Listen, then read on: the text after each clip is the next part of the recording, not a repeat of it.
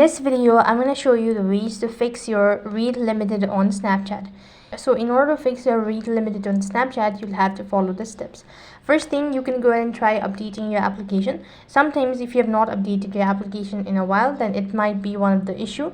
So open up your respective app store and on the search box, go ahead and type in Snapchat. And if you're able to see update instead of open, which means that the app needs to be updated.